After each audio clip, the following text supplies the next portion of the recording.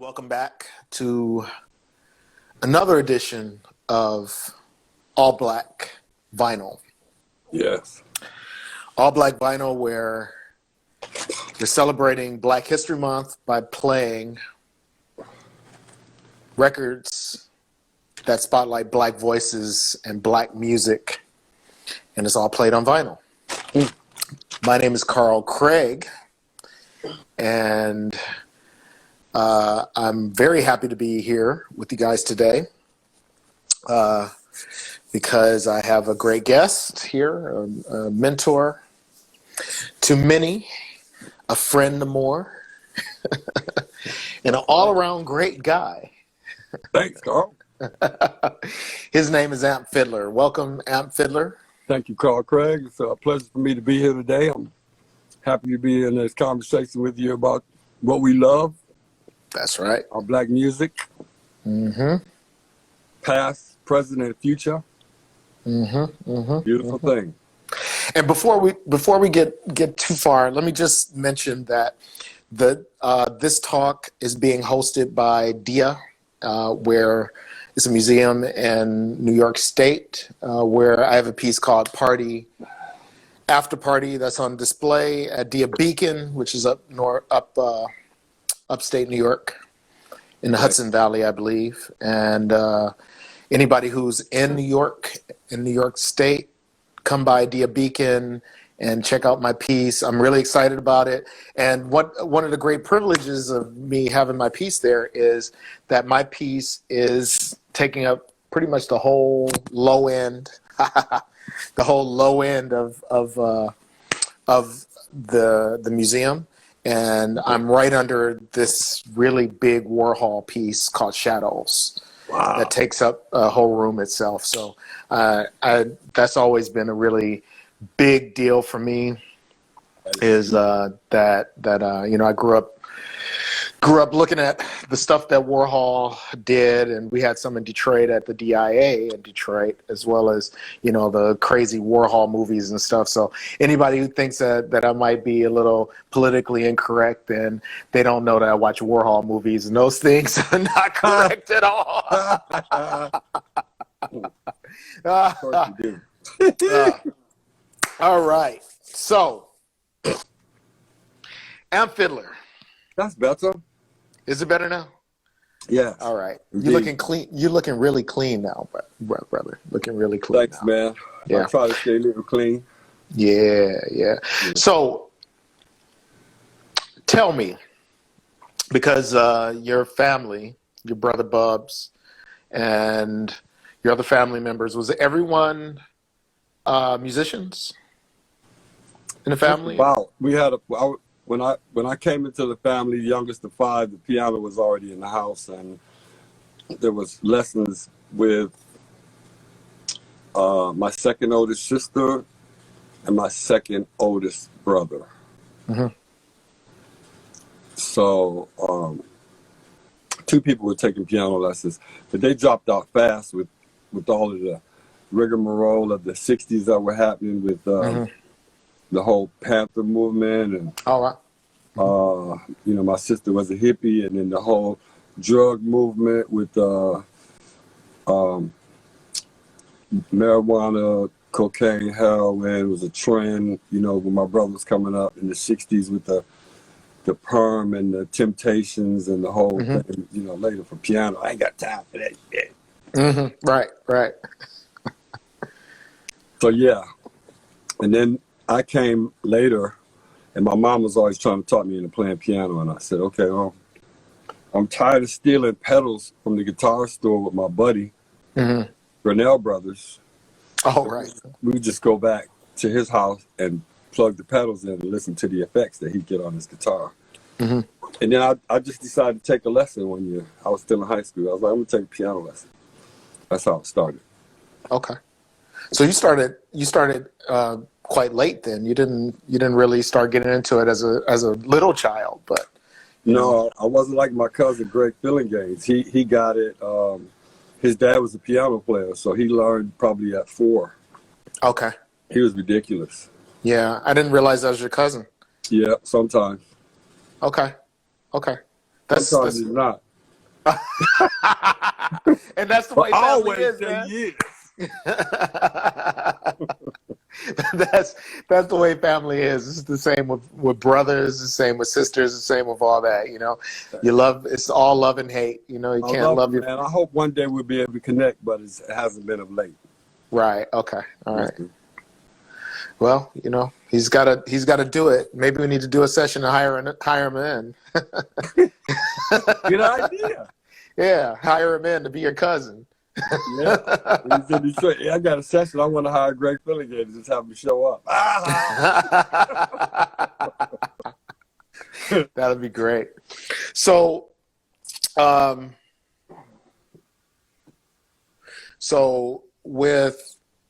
when you started to play, who was your mentor? Did you have a mentor in particular, or was it, you know, a number of mentors? How does that work?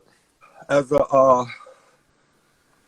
far as piano players, I had a few mentors, and as actual people who I knew who were mentors, that was Harold McKinney. Mm-hmm. He was a mentor for me. I loved Bernie Worrell and Herbie Hancock, Mm-hmm. and Joe Zarno, Chick Corea. Mm-hmm. You know, that was that era that I came up raised in, and those piano players were just, you know. And then when I started studying jazz, I started listening to Art Tatum and Thelonious Monk, and, you know, really great piano players, Horace Silver and shit like that. Mm-hmm. Mm-hmm. But at a young age, I guess about 21 or 22, I met Bernie Worrell, and he really became a mentor for me. That's great. Because we started just talking, and, you know, some of the things. I think my first keyboard was like a Moog Prodigy. Okay. And that's when I got the gig with Enchantment. Mm-hmm. And the Moog Prodigy came out in 78, I think. Okay. So it must have been around 79, 80. Okay. Those were my mentors, you know. Sure.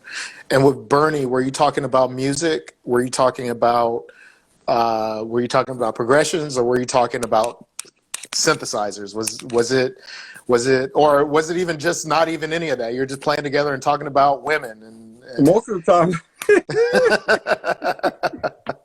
it was definitely about some of all of those things, but most of the time it was about me asking questions about synthesizers and his approach to synthesizers, because I loved synthesizers, you know. Right. For me, in the 70s, you know, we were just playing piano, and I had a Fender Rhodes. That was the first electronic keyboard I had. And then when they introduced the synthesizer, I was just blown away. So I don't know if you remember Grinnell Brothers. They were on 8 Mile. Mm-hmm. But they had Layaway. Okay. Yeah. So I had a lot of shit on Layaway. Clothes, keyboards, hats, all kind of shit. Yeah. So that led me to, you know, put like $50 on that synthesizer. Mm-hmm. And then on my birthday, my brother got it out for me. Oh, wow. Okay. Because my brother always had lots of money. He was dealing in the streets, you know. Mm-hmm. I was always smoking his weed from under the bed because he sold weed all the time. Right, right. So that was the conversation that Bernie and I had a lot of, because I was curious about his approach to synthesis, you know, and how he approached the mini Moog. I could never afford a mini Moog. Mm-hmm. But I had the Prodigy. It only had like 2 oscillators, right? Right. So mm-hmm. I could do some of the things that he did, and it didn't have a lot of keys, but it was funky, you know. And then that was big for me then, you know, having a synthesizer. That's one of the things that led me to have the gig with Enchantment, was with the Art String Ensemble and that Moog Prodigy on the gig. Okay, okay. And the ARP was yours too, or it was borrowed? No, it was theirs. I wish I had taken it. Really? Strange times back then. They used to call me Mr. Vegetable, because I was vegetarian back then. Oh, word. And I was like one of the. And there wasn't a lot of people who were vegetarian back then. So, hey, Mr. Vegetable. Anyway, we had a lot of fun. Yeah. Those So are my was that two keyboards. was that on the gig how you get introduced? And we got Mr. Vegetable on keys. Exactly. Amazing. But I wasn't even getting introduction with them because I wasn't that good. I only been playing like 2 years, 3 years. Okay. So I was back there nervous trying to figure this shit out. I really didn't play that well. Right. Right. So I was just trying to learn the whole thing. I knew what I loved. I loved funk. I loved soul, and everything else. But it was just trying to fit in and play their set, you know. Right. Right. Yeah. And I think people don't realize, how treacherous it could be to be a, musician starting out, how not only nerve-wracking it is, how self-doubting in many cases is the case that, because I used to play in bands before I was doing electronic stuff, and I was playing guitar. Right. And, I was scared to death, man. It was right. And, I think I might have been playing a little longer than you were when you started playing with Enchantment. Right. But, my mom always was like, hey, you got to be out there. You got to be the leader. I wanted to be Prince, but my skills were definitely not Prince. Right. So, That's but this cool. is, I didn't know you played guitar. That's dope. Yeah, that was my thing. So if I didn't start with synthesizer and DJing, then I'd be playing guitar in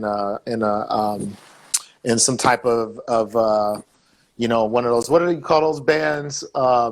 Alternative or No. The cabaret. I'd be playing in a cabaret band and working at the post office.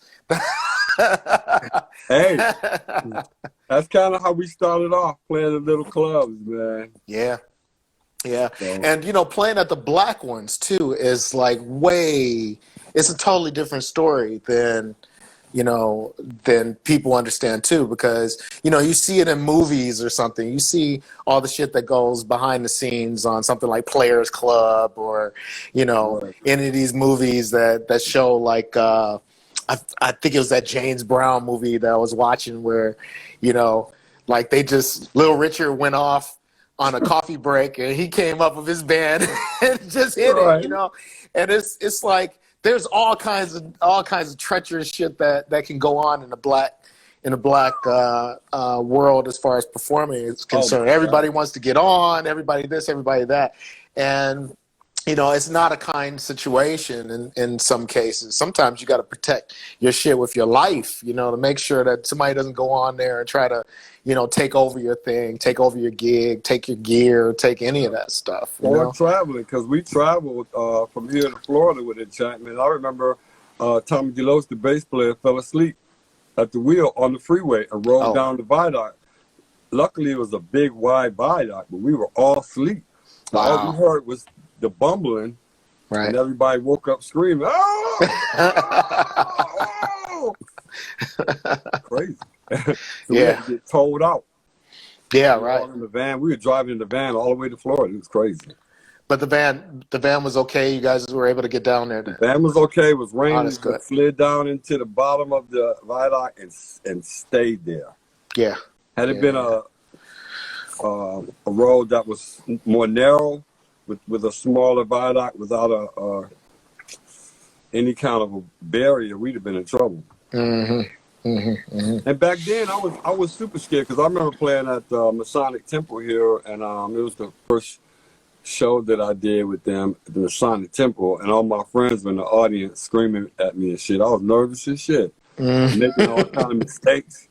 The string ensemble was cool, but it was real funky because the volume was broken, and I had to use I didn't have a volume pedal. I had to use the volume on the keyboard, and when you turned it up, it had a short, and it would and it would go from low to high real fast. So when you turned it up, sometimes it was just blare, and how strings cut. So as soon as they cut in, Everybody Yeah. would look back at They were definitely not enchanted by that. they were not enchanted. Oh, sorry. Yeah, that's crazy. So this week, actually the whole thing I've been trying to mix, play enough funk, which you can never play enough funk. I haven't played any rock yet. Okay. I don't know if I'll get to rock this month or not. I've been playing house and getting into techno and stuff like that. But I played some James Brown. Nice. I played Zap this week. Woo, nice. More Bounce to the Ounce. That's like the, That's right. really, Funky. if I never knew about Kraftwerk, I would have pushed everything else aside, and it was just more bounce. I still listen to that record, and it sounds like, it still sounds like it's new to me. It does to me too. And I played who you worked with, George Clinton. I played Tear the Roof Off the Sucker, the live version from 1977, which is great. And I played a record called African Dub earlier that had Sly and Robbie on the drums. You worked with Sly and Robbie as well, right? Funky, yes. And the very first pieces that I played was Fela Kuti and Tony Allen. And didn't you work with Tony Allen too? Definitely worked with Tony Allen, yes. Yeah. So what's your experiences with these guys? I'll go from the latter. With Tony Allen, I always wanted to work with him. And working with P-Funk, I was friends with Michael Clip Payne, who's one of the singers. He lived in Paris at the time. I was recording with Tony. He called me one day and asked me what I was doing. I said I was working on this new record called Afro Strut. And I said, man, it would be cool if I could get somebody who actually was from Fela to contribute to this. And he said, I'm right here with Tony Allen this week. We're recording all the time. What about Tony? I was like, man, that would be great. So Tony played on that song and sent it back to me. And then when we started the tour for the Afro Strut album, we played in Paris. And Tony came to the gig. So that's when we first met. And he sat in with us and we became friends. And since then, we've just been working on projects together, and I was in his band for a while, touring with him, did a lot of really cool stuff. And then he came to Detroit a couple times, and the last time he came, we just recorded down here.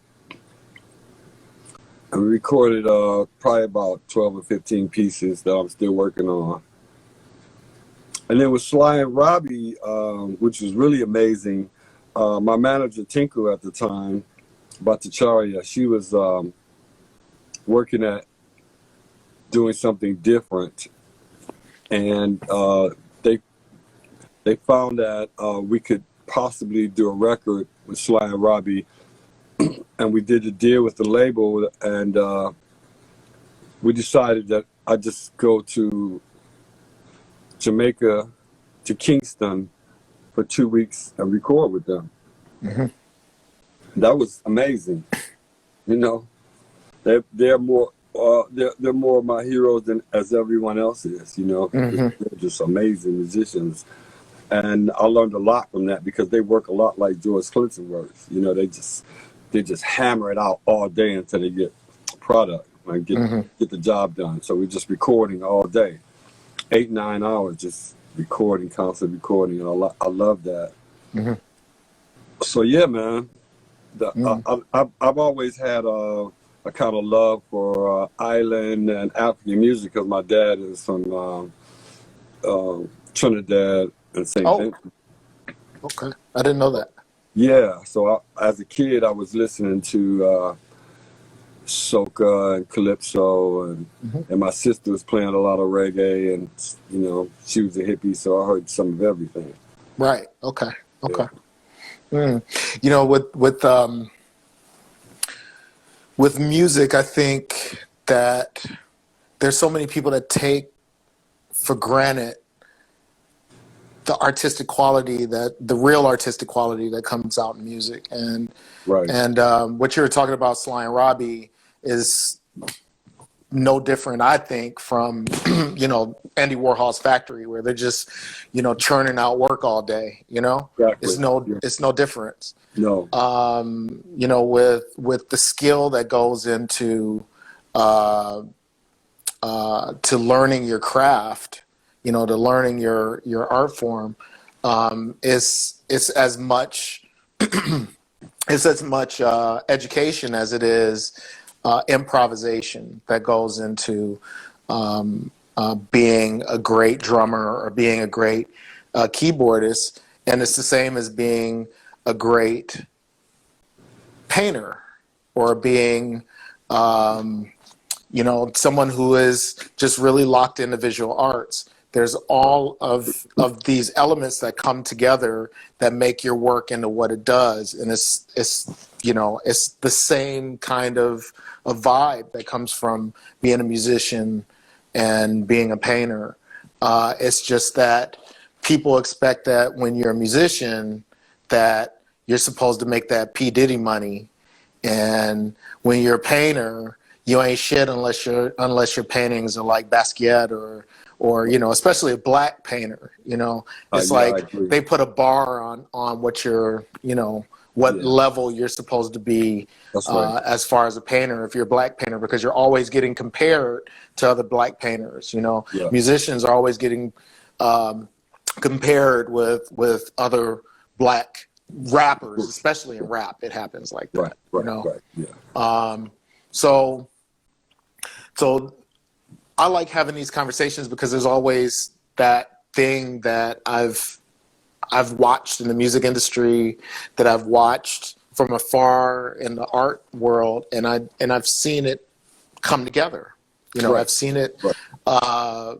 Their similarities are so similar. So similar. Yeah. Totally. Let me ask you another question. You ready? Okay. Yeah. All right. Because I know they want to know. Yeah. You know what they want to know, right? You know what it is, right? What they want to know, but I'll tell them whatever. Coney Gardens, Dilla. That's for whatever reason, this is one funky area that I live in. Donald Byrd is from Coney Gardens. Word. And there's just something about Coney Gardens that has always been amazing. The Floaters, they lived in Coney Gardens, No kidding. So, and I think George Clinton moved to Detroit because he knew how funky he was and he could get away with shit with no limitations here. Right. and I totally agree with you about the art on another bill, because I think that they go hand in hand, and I think that artists have to constantly look for their inspirations to move forward. And those serious artists who really are into their art and have a passion, always looking at ways to grow things. Mm-hmm. Like, this is the month for me that I'm studying again with piano guys greater than me. Okay, great. Because I feel like there's another level that I want to go into. So that was the conversation I had with those kids when they came here, and I was sitting in this chair, and that window, I have a window here, and it was open. I'm in the basement, yeah. So those kids came over here and asked if I was willing to help them with their project. And they came into my kitchen, and I said, well, I'm making a record right now, because we were all young. I was young too, and I was working on demos for Polygram at the time. They had just gave me the money to buy equipment. I got the demo deal based on Mr. Fiddler pictures from Ed Eckstein, and he knew that I was a fan of his dad, Billy Eckstein. So he said, how much you need? I was like, I need 10, but I don't want to go in the studio. I want to buy my own equipment. So he let me do that. And I came home and bought all this equipment, and then they show up. And I was like, I got to finish project. So if one of you guys can help me, then it would be cool. But one of you guys got to do that's not a problem. James can do that. Mm-hmm. So little did I know that James was going to come back with a beat tape that he had been what do they call it when you make tracks and you loop from cassette to cassette? Pause tapes. Pause tapes. Thank you. Yeah. Mm-hmm. He's a master at that shit. I'm like, damn, you did all this in cassettes? You pause, rewind, record, pause, rewind, record until you get a full long loop. And then you start over. It was amazing. Mm-hmm. So that's how I met them. And I had the MPC, and I said, well, I'm going to show you how to put all this information into the MPC. And then you can do the work yourself, and I'll show you how to record and do all this stuff. And that's how it happened. Mm-hmm. He was a genius. Right, yeah. Serious. He was. Genius. I have never seen anyone adhere to technology in that amount of time. Of course, he was coming to my back door every day. Right. But and I was showing him stuff every other day. Right. Amazing. So you're the reason why the Smithsonian has Dilla's MPC, is because you showed him how to use the MPC. Correct. And he had the ingenuity, the sensibility, and was so inspired to just go ahead and push. And we even talked about things like how you can change the time signature, and do different time signatures and different bars with the MPC, which other people really weren't paying much attention to. Everybody's just on either 2-bar or 4-bar. Yeah.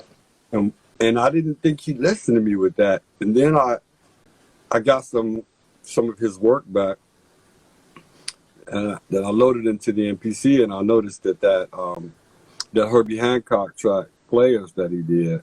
That wasn't Players, is it? Okay. No, it's not Players. It's the other one that he did of Herbie Hancock.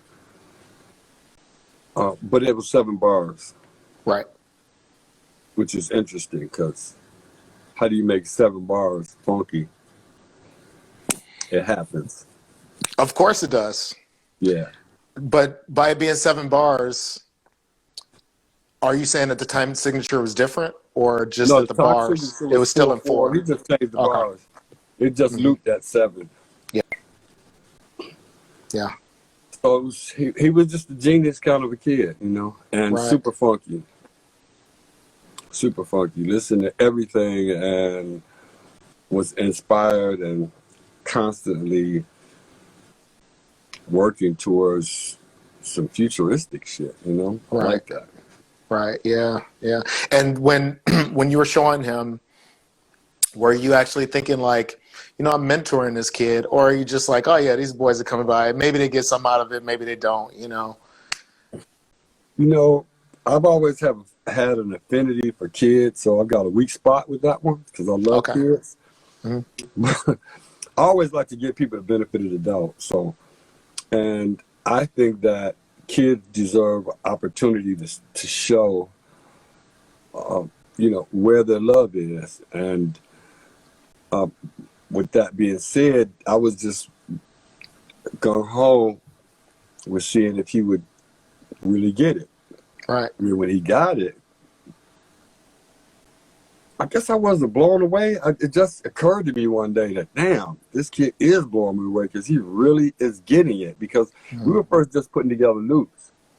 After we put together loops, it was one thing after another. And I said, well, let's break the loops down and, chop the samples in a drum kit. And once he got that, it was just ridiculous. Wow. It was just crazy, the shit he was doing. And he had his own style. So, and all the kids were as excited as he was to record. So once he started doing that, I had a reel-to-reel, and they were recording the reel-to-reel and doing the demo. So Before I knew it, he was out on his own. Mm-hmm. Mm-hmm. It's cool. Yeah, that first Slum album was just serious. It was serious. And speaking of mentoring, did you teach Moody Man how to use MPC as well? No. You didn't teach Kenny how to do it? What about Wajid? Nope. No? So they came They from probably, another. Wajid came down here and watched, though. Okay. Dez, we showed Dez some things, though. DJ Okay. Dez learned with Yeah. us. But the rest of them were just always down here. And YG was always very talented. He was making jewelry at first. And man, he was always filming, and he was just deep. He was another one that just learned shit fast. Right. Wajid, he comes from the art world. That's his thing. He was going to art school at That's right. Yeah. And so that was his angle. And it's amazing to me how people go from visual art to making music. Talking Heads were like that. There. I think Brian Eno was like that. There are a lot of people who come from the art world, and then they start making tracks. And I think even Richie Houghton comes from. He wanted to make movies. Him and Dan Bell wanted to make movies. Yeah. And then they got into making music. And right. For Wajid, when I knew of him, making music, and then found out that he was doing graphic arts before that, it's like, oh yeah, it completely makes sense, because it's such a history of that kind of thing. Yeah. And but it's easier for somebody to come from art, from the visual art, and go into music, because people aren't checking you on your education. They're not checking you. They just want to know if you know who, oh yeah, who Miles Davis is, who, Dilla is. Okay, that's fine, but coming from the music world and the art, different, but similar. Yeah, because when I came over with my project, I get people throwing out names all the time, like all these artist names and stuff. I'm like, man, you know what? I DJ, I make records. Right. This is, right. I'm walking into this world now, and I had a great opportunity to do this, but I'm not educated, right. in the sense of right.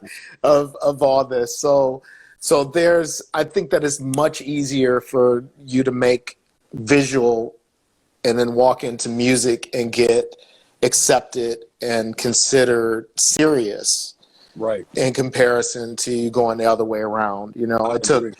Miles Davis in his last days, he was painting and stuff. Yeah, and too. George is doing that too? Yeah, he's been doing it for years. Right.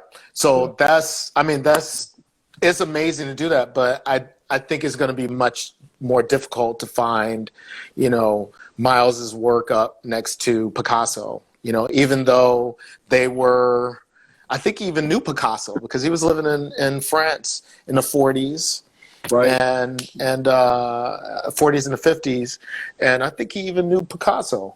So right. So it seems in logic that, in a musical sense, you could definitely put a Picasso musician and a Miles Davis musician together, but I think in the art world that, it might be sacrilege to take a Miles Davis painting and put it next to a Picasso painting. It might just be something that it would probably get curators fired for it.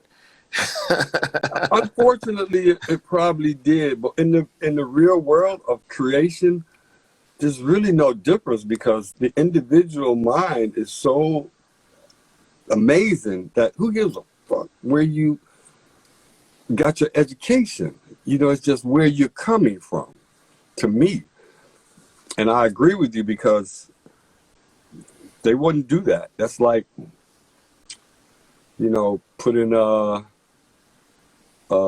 a great classical musician with a great jazz musician. There's two different vibrations, two different things. But I like the fact that you can put those two things on the show together. It draws different ears, and it teaches people the difference between the way we think. Yes. Everybody Yeah. thinks differently, and no one should have to do something according to what someone else did that they call the proper way to do things. Like, that's why I was glad I left college after I was there for 2 years, just to learn enough to get the hell out of there so I don't have to think in that box. Right. You know what I Right. mean? Now I can have the freedom to go outside and really be creative. And I think it's the same with art students that have to learn. You know, there's a structure that has to be learned, that they think has to be learned, that they say has to be learned. But some people have that innate knowledge that's just natural without any of that, like a dealer that just they just need the paintbrush, right? Once they get the paintbrush and the paint and the canvas, it's like the sky is the limit. I love that. Yep. Yep. Yep. Yeah, I Definitely. love that. Yeah. So, today's song was from you, from your record on Mahogany, the Amp Dog Nights. Yes. Yeah, I think it's Good Feeling. Is that what it's called? Oh, Good Vibes. Good Vibes. Yes, I played that today. Did you ever hear the song that I made when I first bought my Mood Prodigy? No. It was called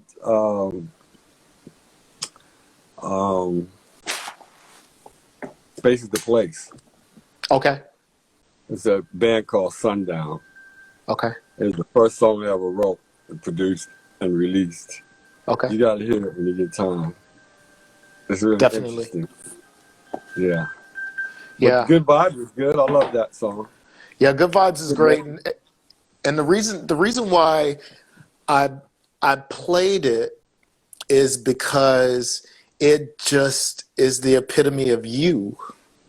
Yeah. You know, it's like if there's a song that's Amp Fiddler, it's Good Vibes, because that's what you Yeah, are. it You're is. Good Vibes all the time. It is, man. It is. Because I think about what we see and how we perceive things, and what affirmations we put out as artists are important.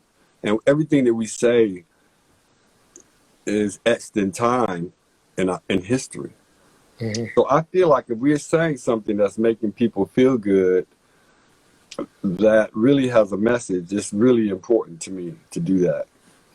And I think that it's really good when people, vibrations are so strong, even with the music, but the vibrations are really strong without even hearing any music and just being in someone's presence.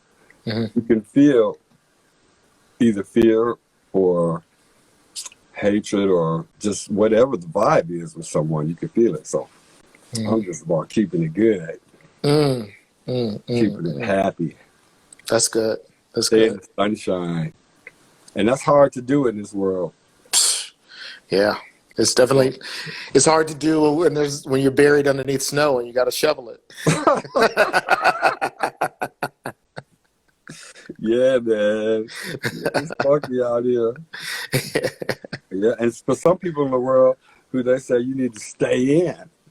Right. Don't come out after 9. That's Yeah. ridiculous. Yeah. So we really have to keep our heads up in this mess. Yeah. Was that was that movie called Omega Man? Yeah. Where during the day the freaks stayed inside, but at night the freaks came out. You had to lock up. Yeah, man. You had to lock up. That's like COVID. Man, crazy. Zombies. When was it that you bought your first synthesizer? I got mine in 1987, I believe. Okay. Yeah, 87, 88. And I bought a Prophet 600. I had that black. Yeah. And I got it with the wood on the side. Yeah. with the wood on the side. I had that same keyboard. And I got it from a guy who wanted to buy a DX21. Ooh. Yeah. So, because that was the time. DX7 was hot. Anything DX was hot. As That's long as it right. didn't have the little keys like the DX100, Right. they wanted Right. DX was hot. Right. So I got the 600, and my mom had a little bit of money that she gave me, and I think I bought it for about $500 or something, and it was cool. And the other option was getting a ARP, some type of ARP, and I'm actually glad I got the 600 because it never failed. That synth never Yeah, it was died. hard. But you know what the other thing about that synth was? If you'd have bought the ARP, it probably would have been a mono synth, because all the poly synths at that time were rare. Mm, And that 600 was one of the first really good poly synths. yeah, It had a really hard, amazing analog sound. yeah, I just think about that when you talk about funk and music. That's like your weapon of choice is important to get the right sound. yeah. When I got the gig with P-Funk, I wish I had some of the keys that I have now then, because a lot of stuff was really digital, because that was like 84, 85. Mm, And I think I had some kind of Roland keyboards. They were digital. mm, They really didn't have the sound that I dreamed of having. You know what I'm saying? right, right. They were cool, but they were digital sounding. And then the first really cool sounding synth I got was the Nordlead that made it sound kind of funky. I learned I could program it to get all those funky sounds Bernie was getting All right. with his Korg. He had the mini Korg, with with the little buttons in the front. Mm, And that was crazy. So mm, I learned how to like mimic those sounds. mm, And funk is its own reward after that. mm, mm. Everything was paying off. Do you find that it's quite strange that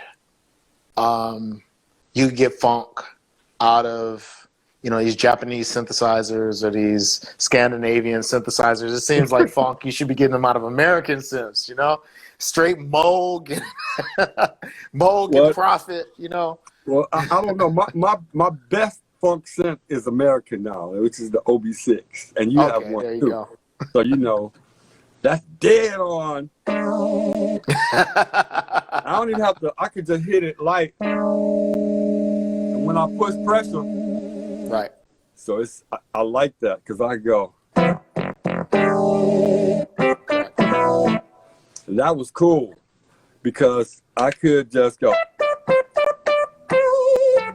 Right. And that was cool. I didn't have to. I could use one hand here and use another hand on something else.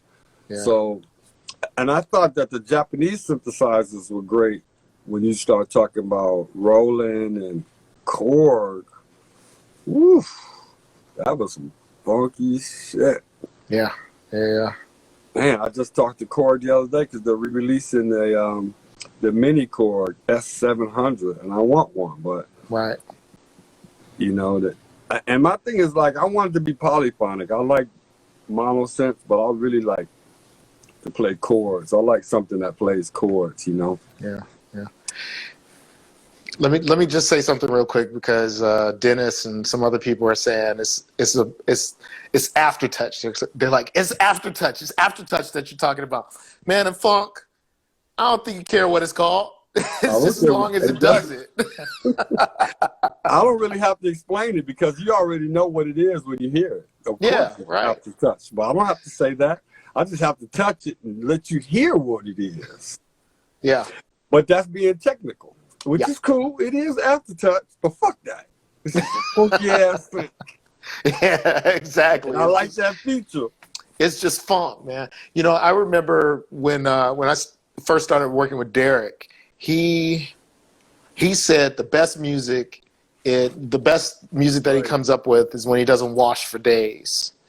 And it's like, because you got to be funky. And it's like, yeah, that makes sense. You got to be funky. That?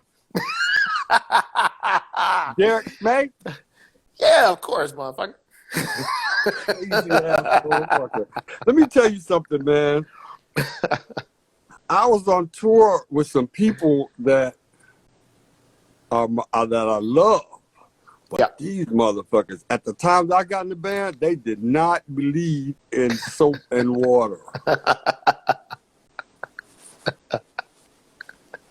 And that shit was crazy when you smell somebody like that because, first of all, they drink and do drugs. Right.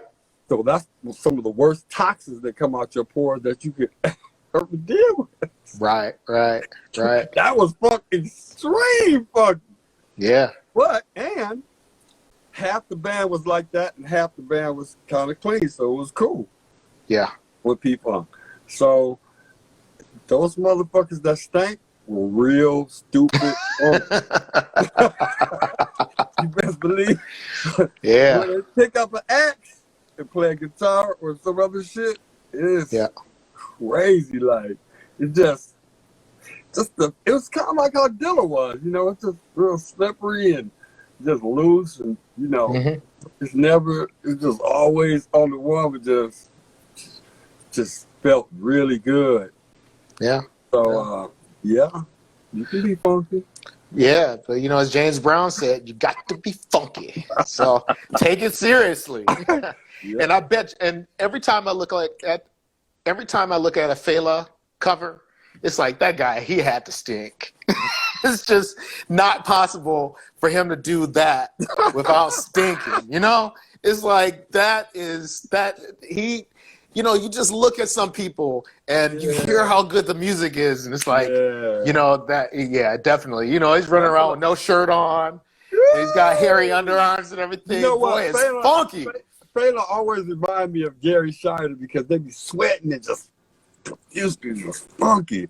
And I would crack up because I would watch Gary, you know, he's wearing a diaper, but he come off the stage and he hug the shit out of somebody. Yeah. Some woman that was real nice and prissy and shit. Yeah. Then he come up, hey, man. Oh, shit. Oh. Right. And I mean, that's because to me that was always something I carry with me, that it's like if I'm too clean for some reason, I don't get the inspiration in the same way. For some reason I just have to like fester, and then I could be straight up into it, you know. It's just gotta not brush your teeth for a few days, you know. Got to be funky. So I mean, you know, if you look, let me tell you something. I was really getting clean while I was on the tour, and I was really doing well. You know, I wasn't using any drugs or drinking. And I got the gig with Maxwell because I was in New York, and I saw these kids on the street. And they asked me to come do a session. They were like, we only got $50, but we saw you play last night. You think you could play for us? I was like, okay. So I went up downtown and I played the session with these kids. Maxwell was there, my man Hyde, who was the producer, and Chris Dow from Fishbone, and a bunch of people there. So I left. You know, we did the session. Later on, he got signed. He called me back. He sent me a ticket. He said, I want you to come play the record. I was on tour with George. Okay. So George said, if I found another keyboard player. So I found one of the old keyboard players, and he let him come on. I'm not going to mention his name, but anyway, he sat in for 2 weeks with me. I don't know if this motherfucker was hating on me or that was just who he was. But when I came back, my bunk smelled like pure D shit. I